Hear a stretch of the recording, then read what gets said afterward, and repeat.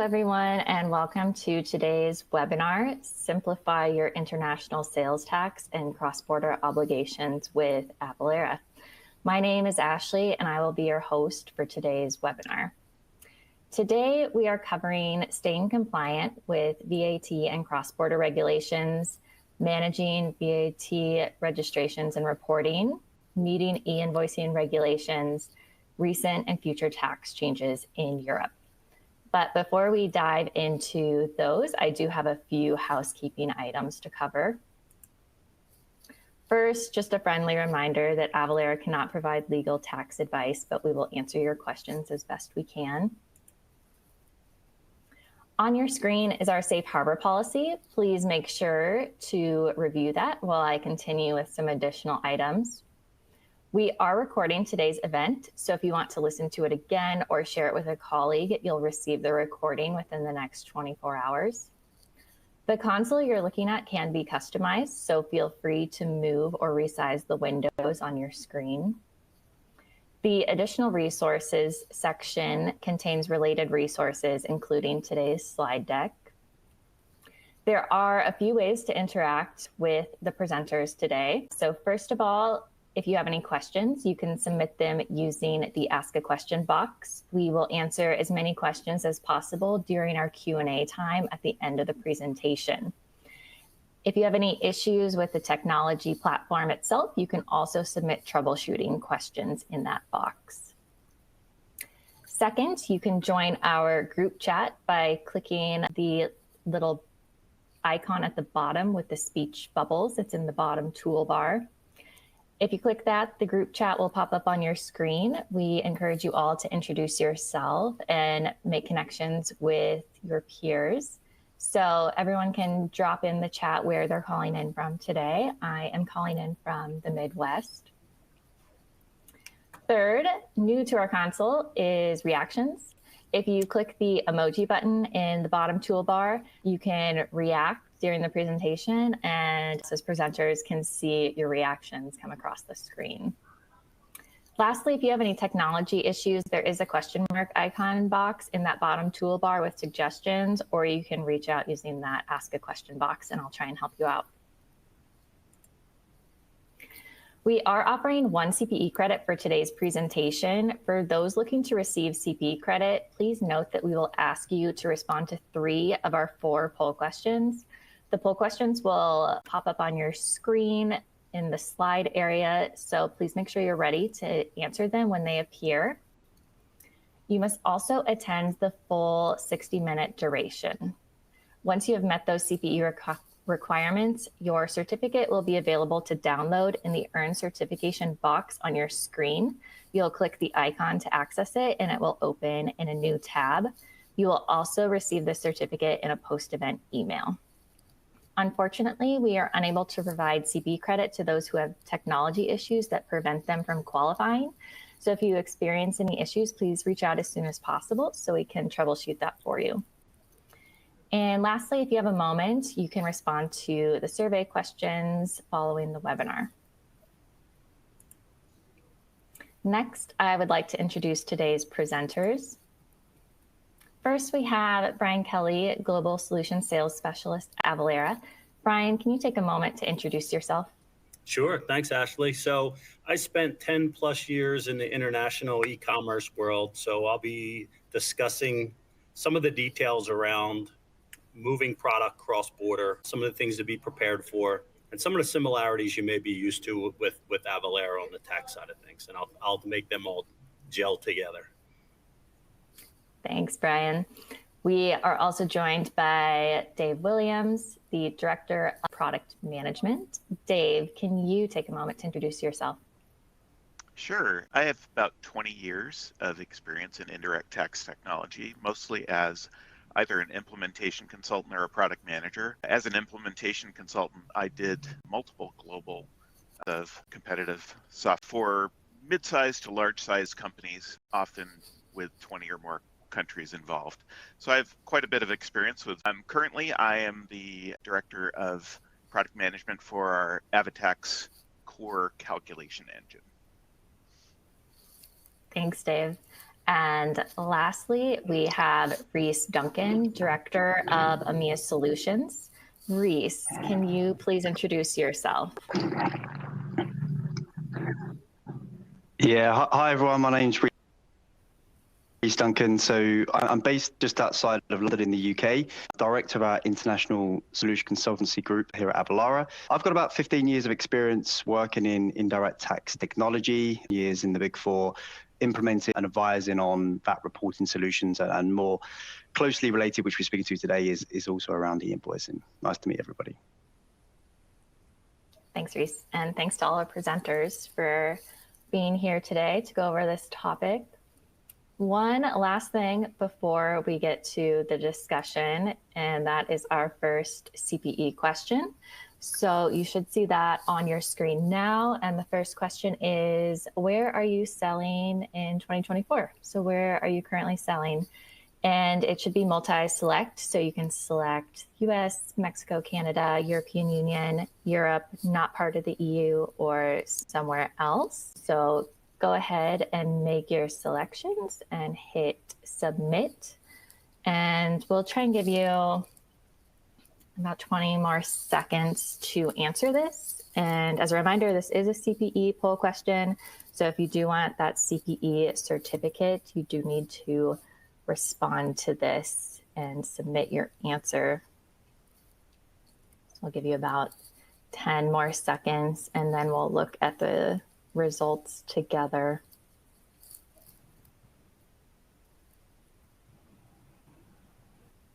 Okay. So these are the results. Any quick thoughts from the presenters before we move on? Any surprises here? Super interesting to see 95% in the US. A lot of what I'm going to discuss today will help show how we can expand globally, utilizing the same tools and functionalities that we utilize today with AvaTax. But it's pretty common. Okay, great. Thanks for answering that poll question, everyone. And I will move us on to the next slide and hand it back over to Brian.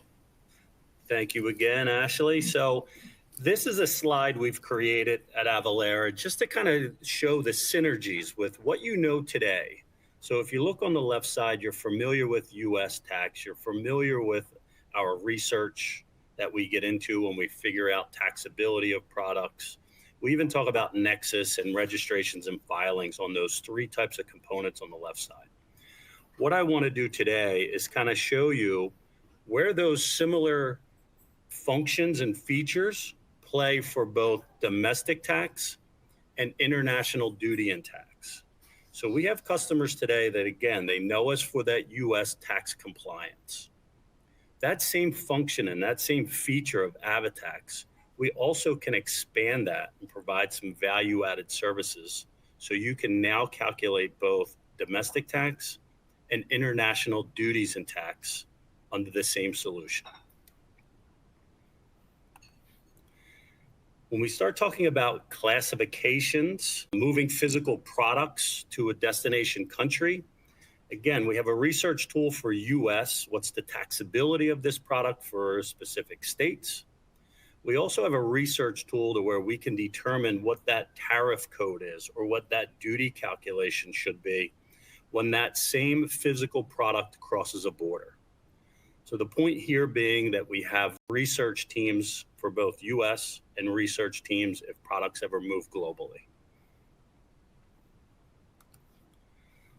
This portion here, I'm going to kind of segue it over to Reese, but just keep in mind, we talk about nexus. Where do you have trigger points? Where do you need or have an obligation to get registered in certain states and have Avalara support those filings?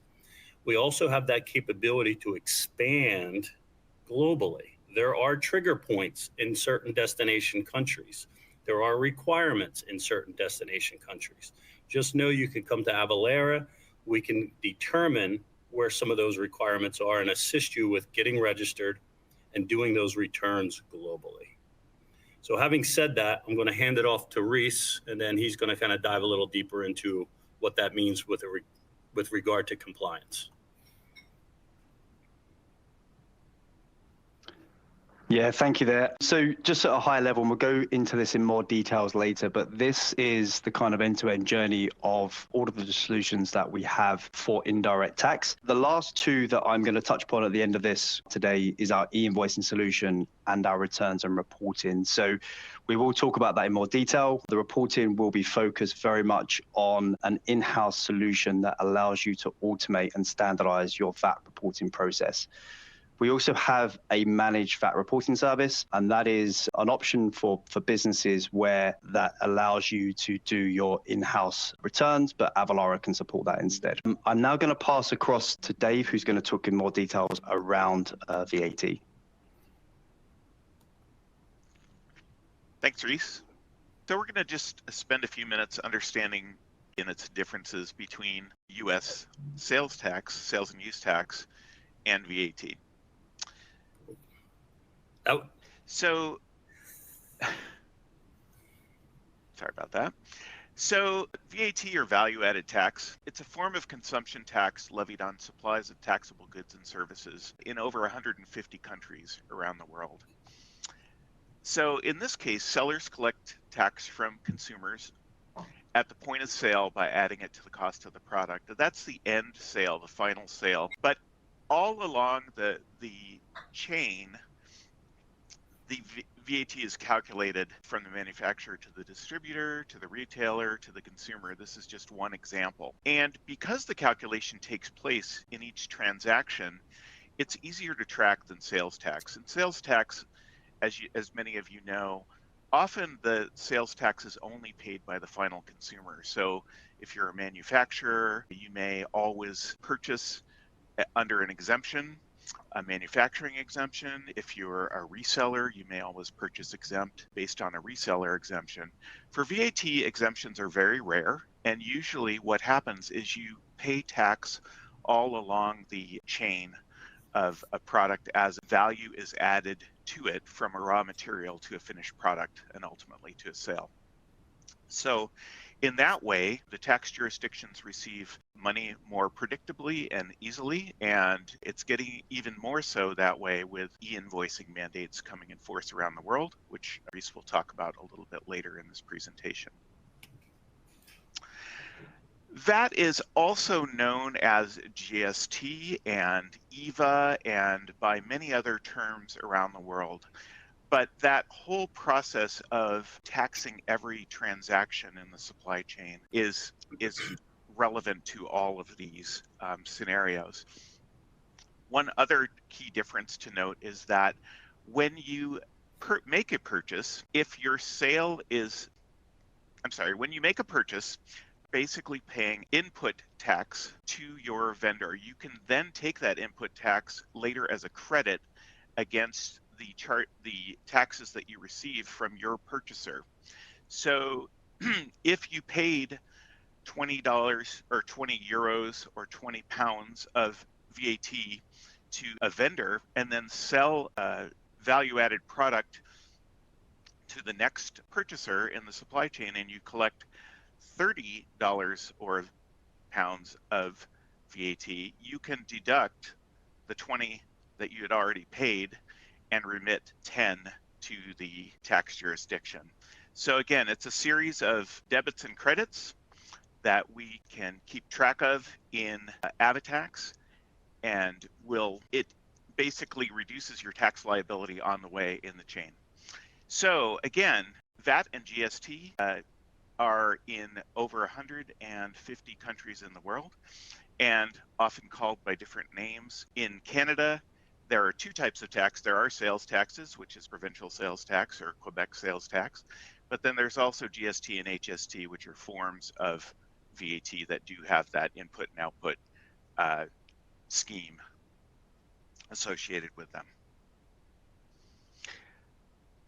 Even in countries where VAT is common, such as the UK, where this study came from, VAT rules and regulations can be very complex, and they are constantly changing.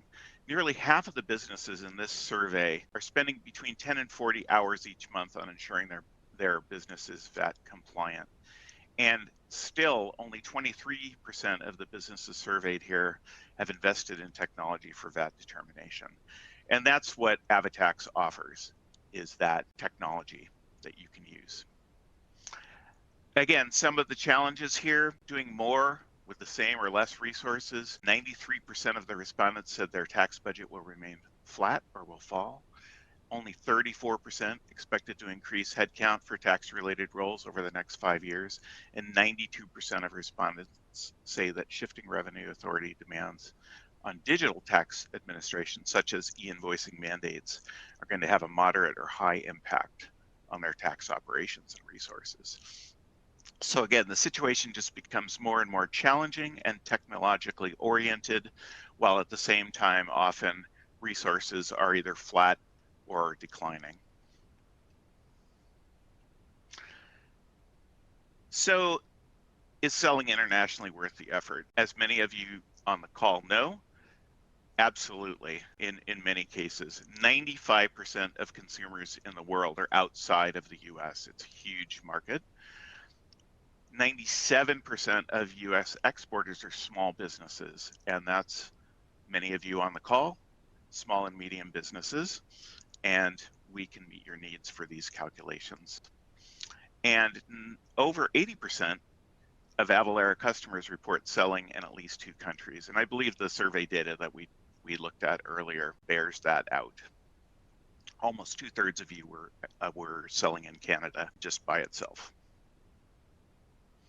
So this is a different view of what Reese showed earlier, again, starting with the life cycle of identifying the footprint, registering your business to sell internationally, classifying products, and then the part that I'm talking about in a little bit more detail is tax determination. So that's the actual calculation of tax. Brian will talk a little bit more about import duties a little bit later, but for the core VAT calculation, that's the Avatax calc. Then moving on to returns and reporting, as well as e-invoicing as sort of the consumption of the tax calculation. And we offer solutions in all of these areas. In terms of determination, we are in countries, we have additionally most VAT systems have tax only at the country level, but we do support lower level taxes in places like India and Canada that have taxes at a lower level, such as a state or province. We have over 640 rates in the system, as well as 100 rules and counting. We do have expanded functionality available in many countries. Expanded functionality includes things like information about what section or article of the EU VAT legislation or other local legislation was applied, one-stop shop rules, marketplace rules. We cover many additional capabilities in these 45 specific countries, which are the EU plus many other countries where the vast majority of our customers do business. But in every country that has a VAT system, we do support basic rule and rate content and product taxability. That's what I've got on. I will turn it over to Ashley for the second poll question. Thanks. It's time for the second CPE poll question.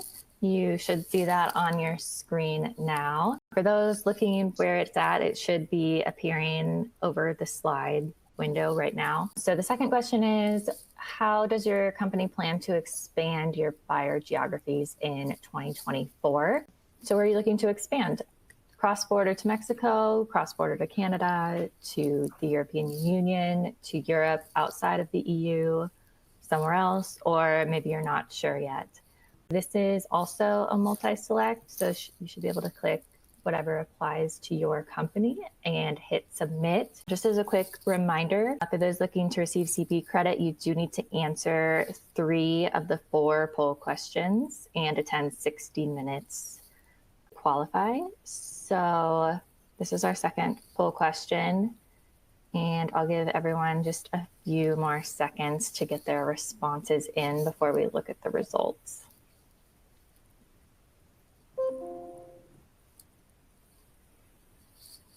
Okay. I think we've got our responses in. So these are the results. So it looks like the most are planning to expand to Canada and to the. Before I pass it back over, presenters, anything you'd like to add to this? I will touch on each of these regions have different rules, different regulations, different de minimis thresholds. Just know that Avatax understands these rules, regulations, and percentages.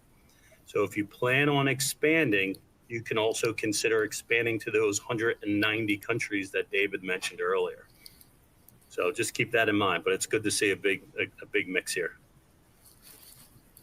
Thank you.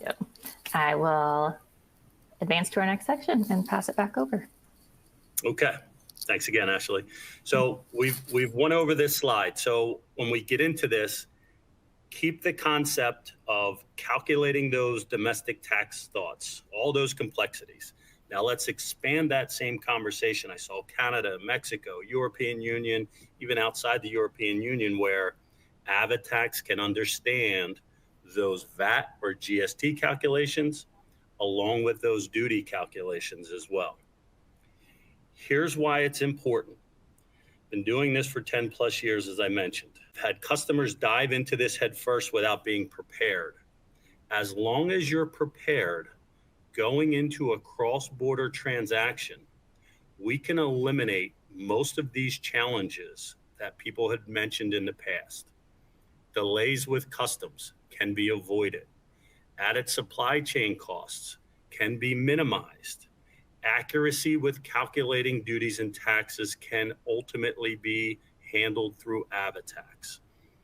The other one that's down a little lower, I'd like to see it a little higher, where it's 21%, poor customer experience. So the next few slides I'm going to take you through are going to be about your customer. How do you improve that experience for your customer to, one, make them buy while they're in your online store, and two, make that experience so good that they come back and purchase again.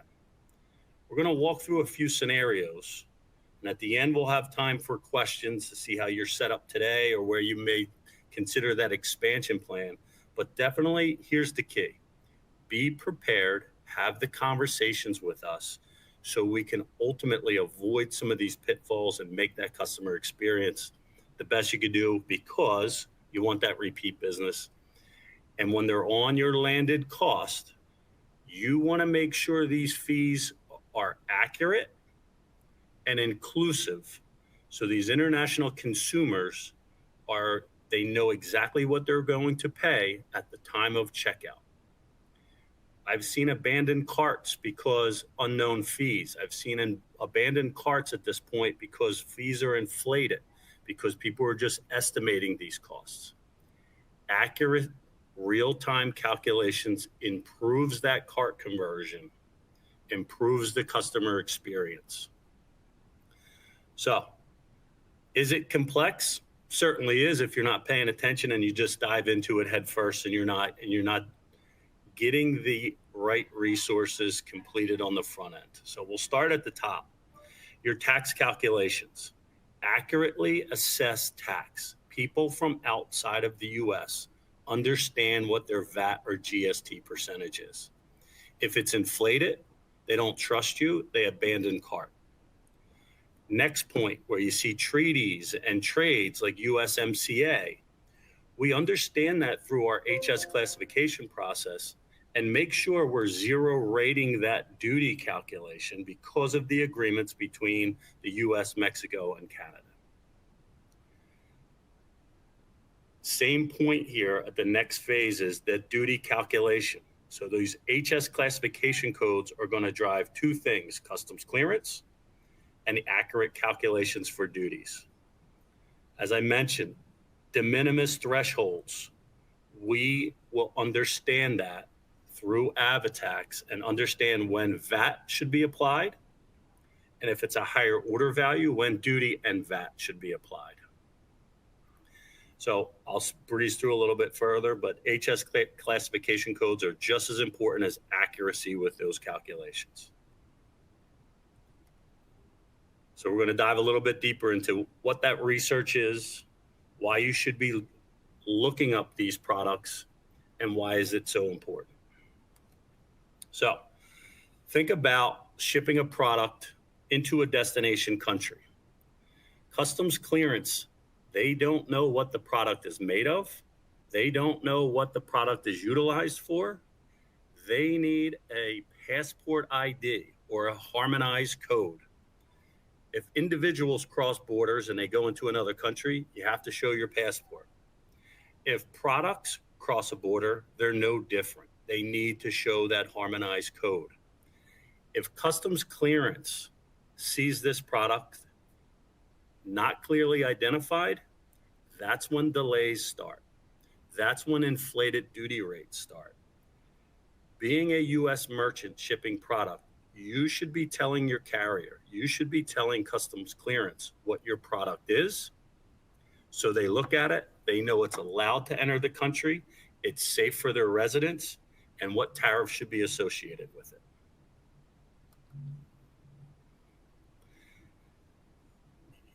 I've been doing this for a while, so I've seen people utilize their shipping company. That's fine. I've seen people want to use a customs broker. That's fine. Doing it yourself is fine. Guessing on the product, using a carrier that just says it's a t-shirt is not fine.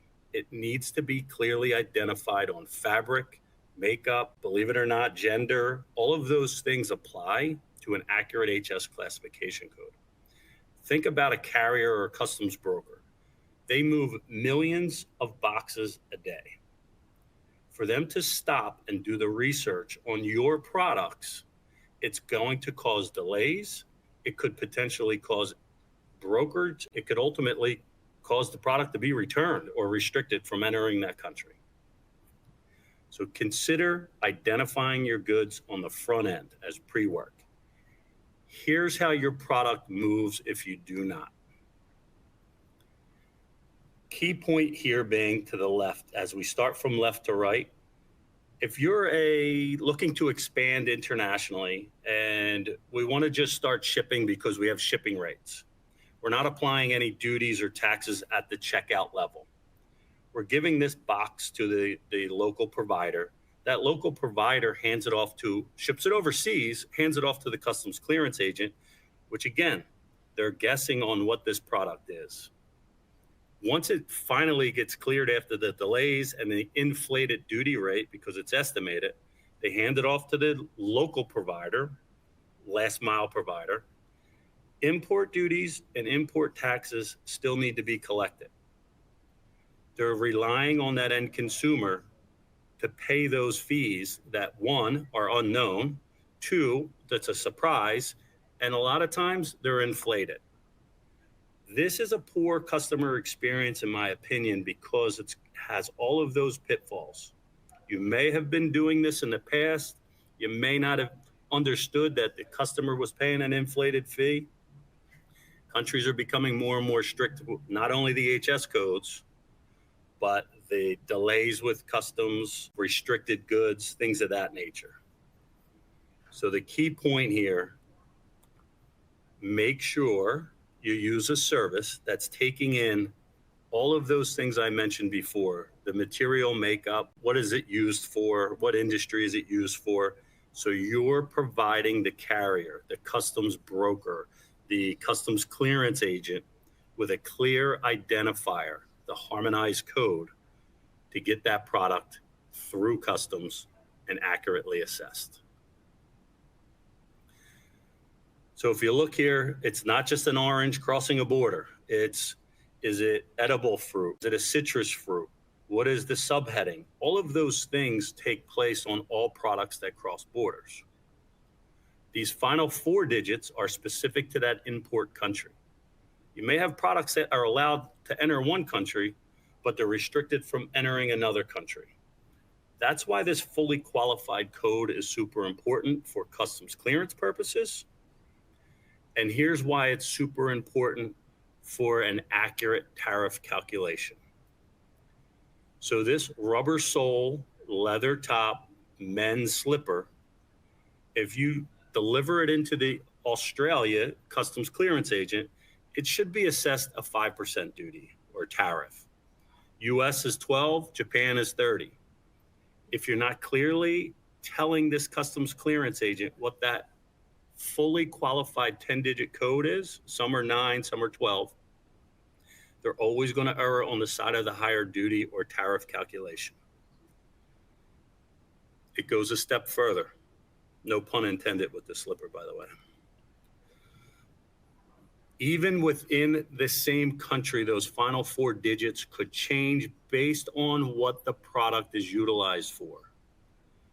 So in other words, Canada is accepting medical supplies. They want to incentivize businesses to ship medical devices, medical supplies into their country, and they give them a benefit of a 0 tariff. If it's classified as female or other, those tariff ranges, again, change based on how you're identifying the goods. Country-specific, industry-specific is a big deal when we talk about moving physical goods cross-border. And you'll see this more and more. Is it restricted from entering the country? Is it prohibited? Are we allowed to ship it? Countries are becoming more and more strict. Countries want to protect their residents. You need to clearly identify your products so they can identify them when that product enters customs clearance.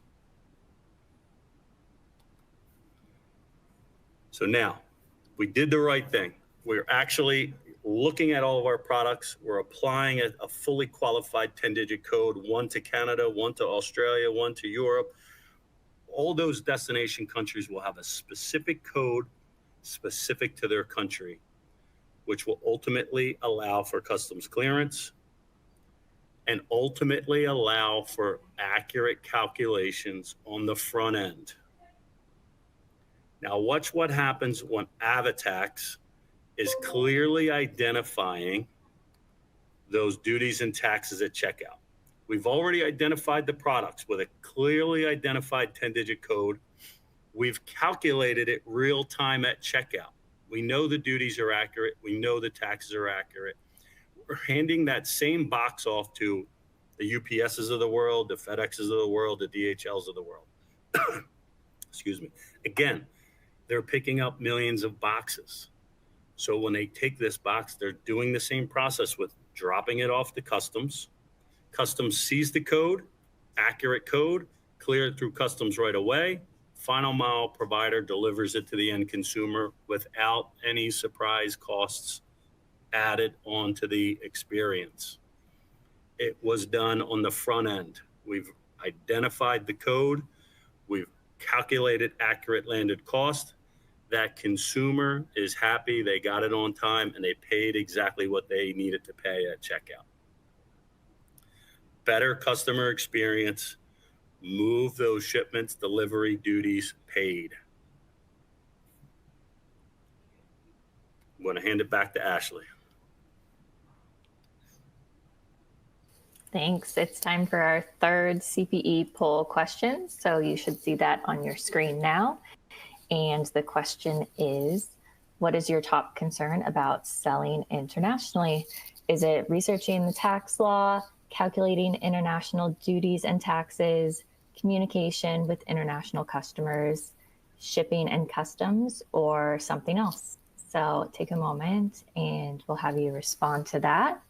As a reminder, if you want CPE credit, you do need to respond to 3 of the 4 polling questions.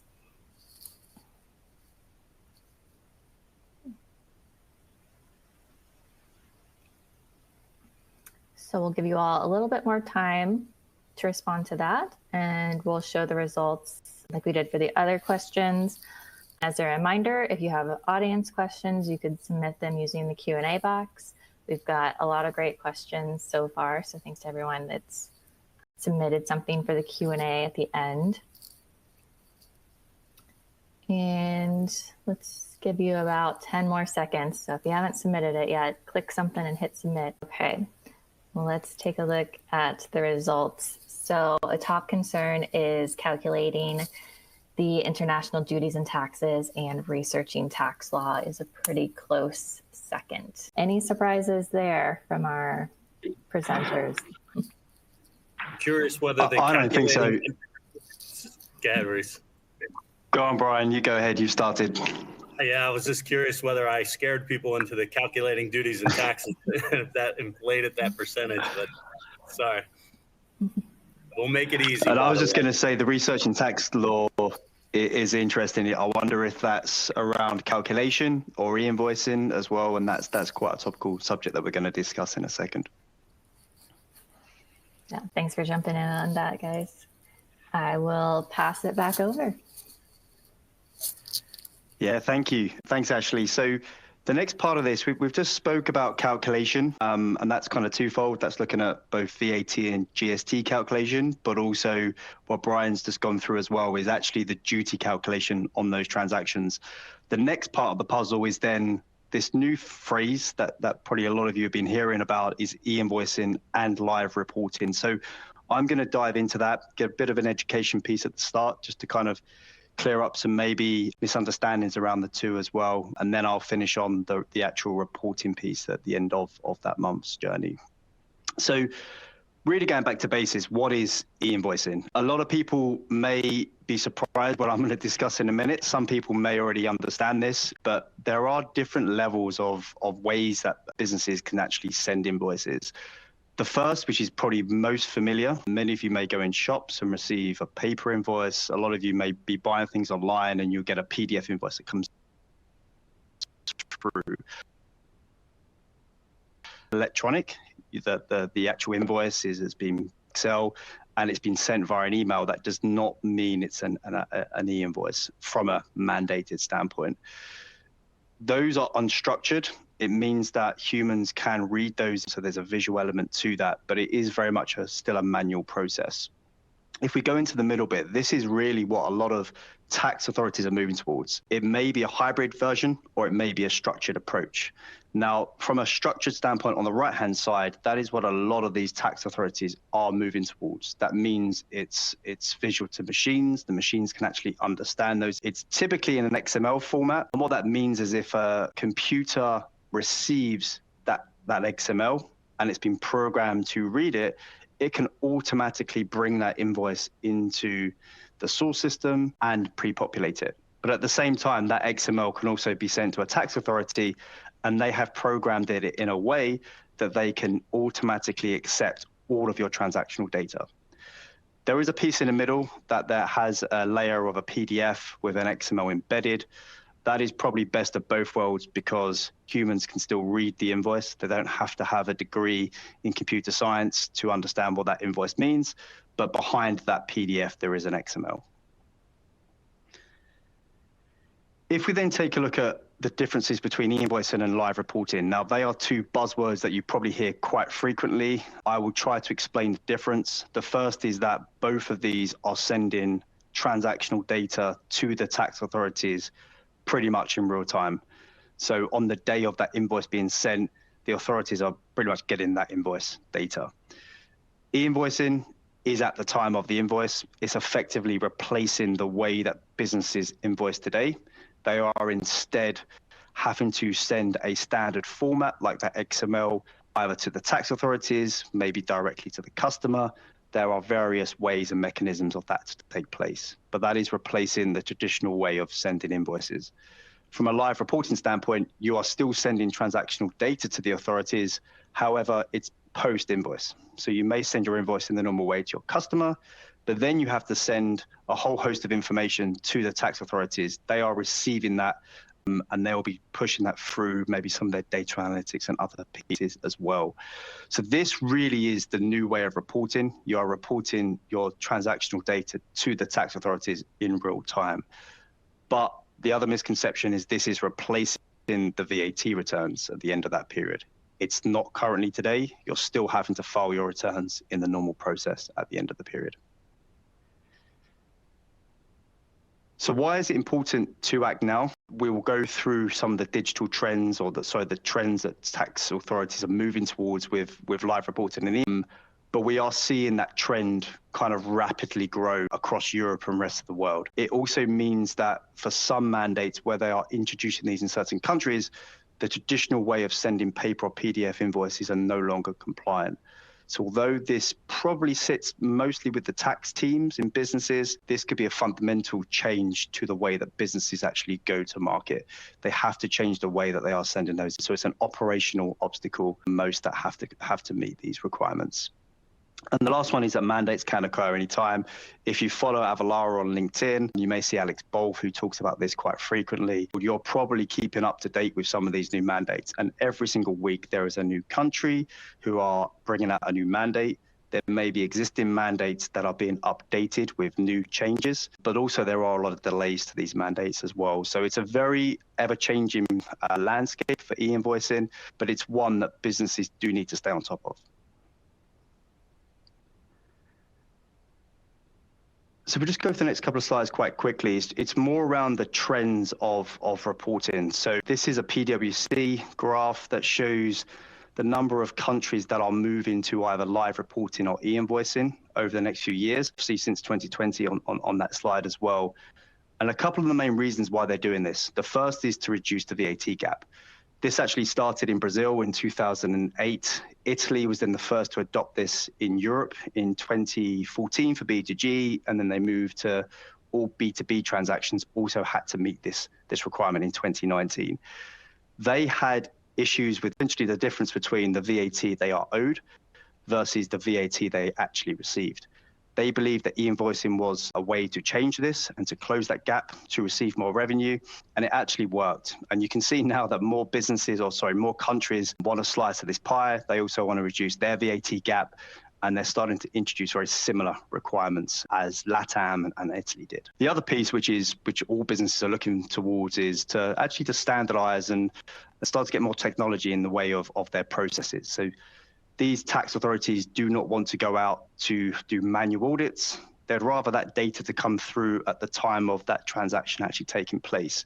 So it's a way to revamp their processes, but at the same time, get more revenue as well.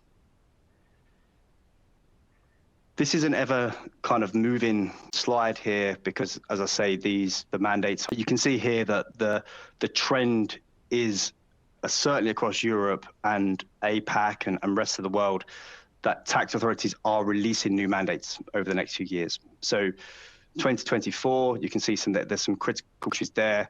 And in 25 to 2030, there are even more countries that are bringing in some form of mandate and requirement. And the biggest piece to take away from this today is every single country has a slightly different take on the mandate that they are requiring businesses to take as well. There is also the EU27 have to meet, or will likely have to meet, the VAT in a digital age that's been delayed to 2030. That's still ongoing and it hasn't been totally finalized yet, but that means there'll be some form of e-invoicing across all of EU27 member states as well from 2030.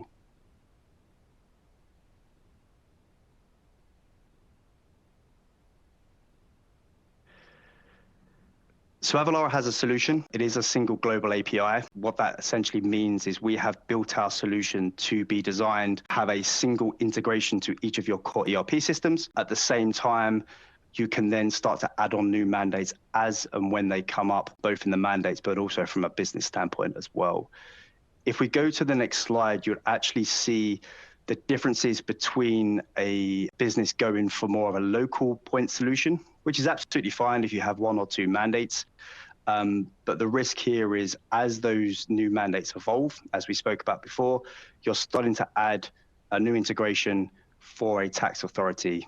And all of a sudden, your landscape of your tax technology becomes manageable. You've got lots of different integrations that you need to keep up to date.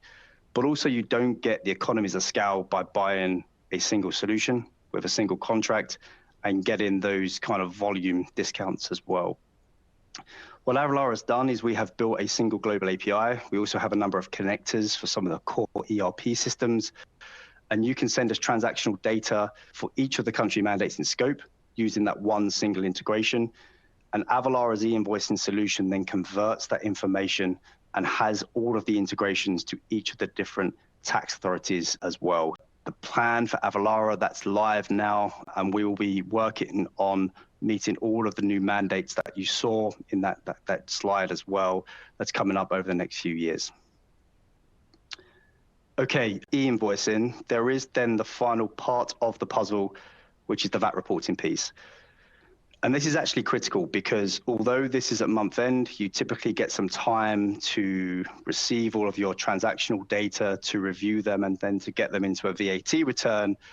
As we've spoke about today, the e-invoicing piece is critical because you're sending that data straight away to the authorities. So then what you're reporting, you need to make sure aligns to what you've e-invoiced. And that's why it's so important to get your calculation right at the start of that transaction, because you know and you have confidence in what you're sending to the tax authorities. Avalara VAT reporting is a solution that allows businesses to still take control of the way they complete their VAT returns.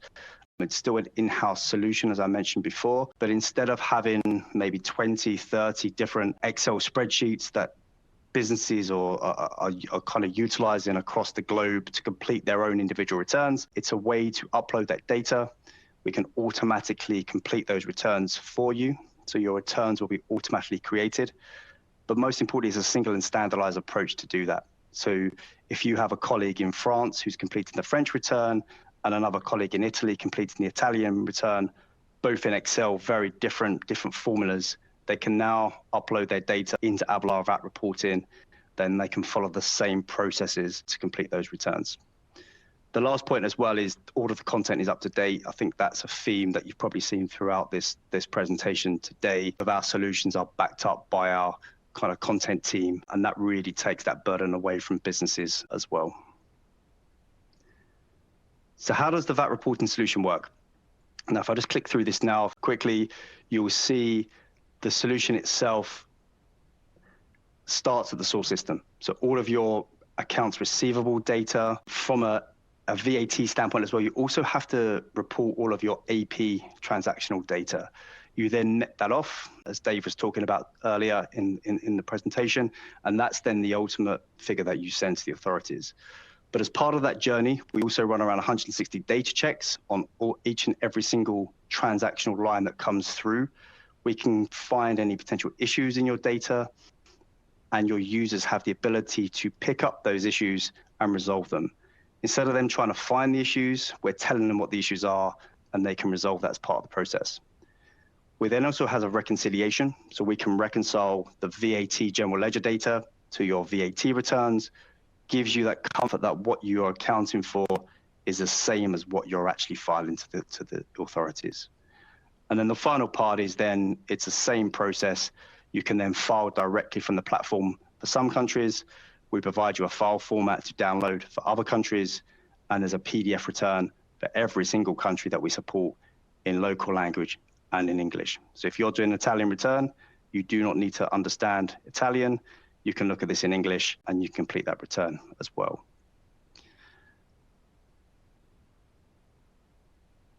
These are some of the key reports that we do support in VAT reporting. I'm not going to go through them, but hopefully for some of you on the call, you'll understand some of these different reports. But it is one single solution to cover all of these different types of returns.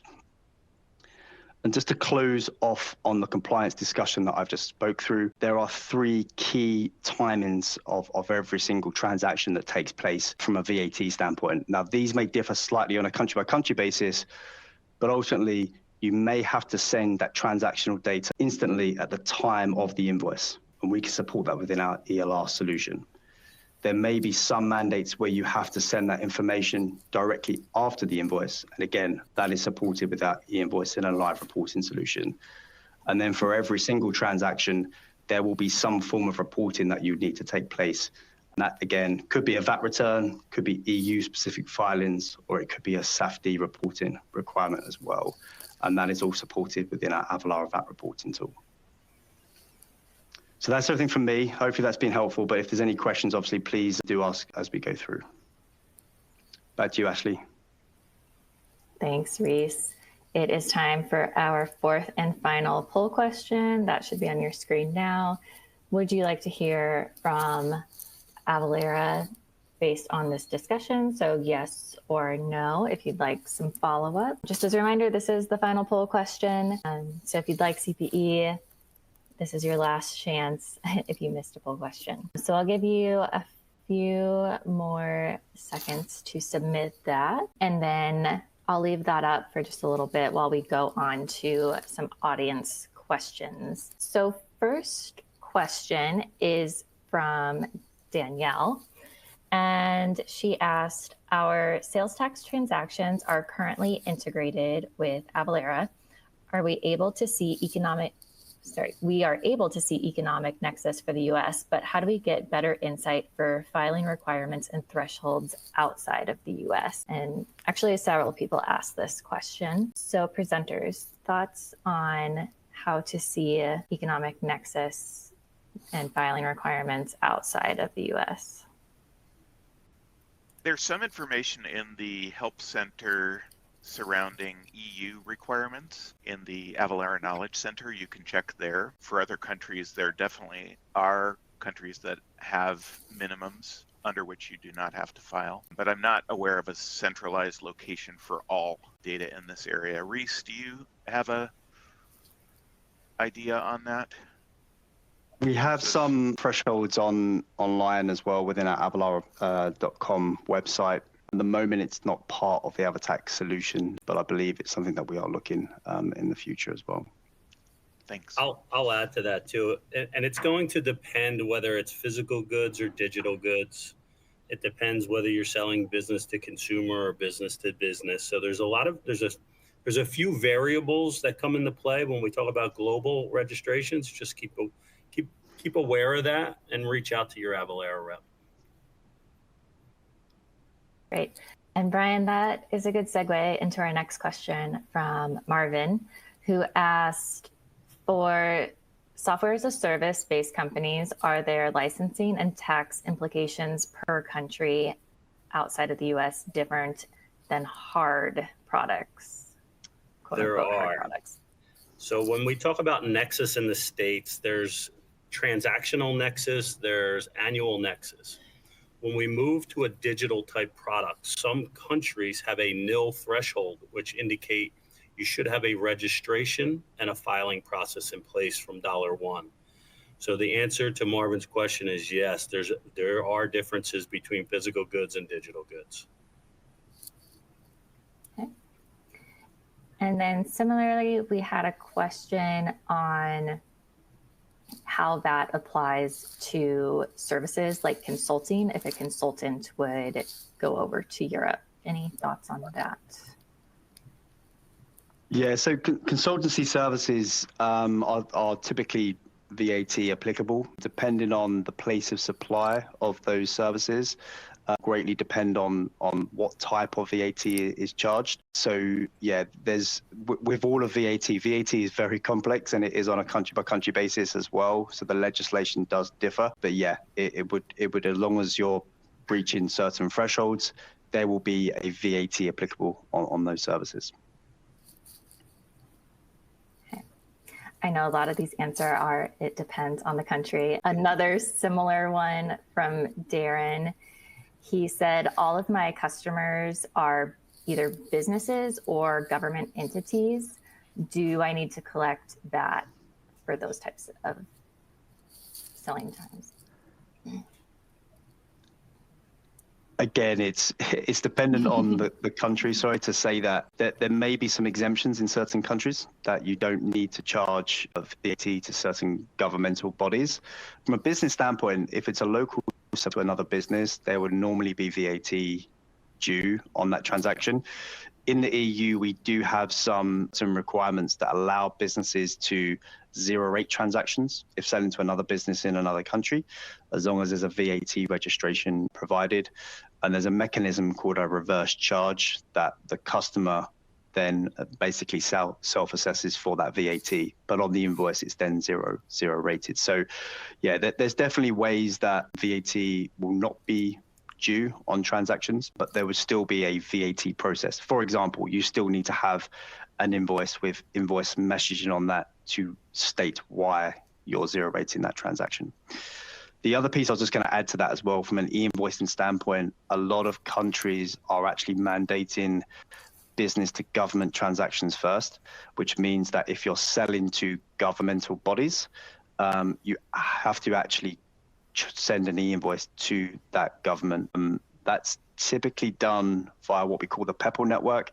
So it's a standardized network that allows you to send those transactions, and it's in a format that the government actually understands and can accept as well. But a lot of countries do have that requirement to send all invoices electronically.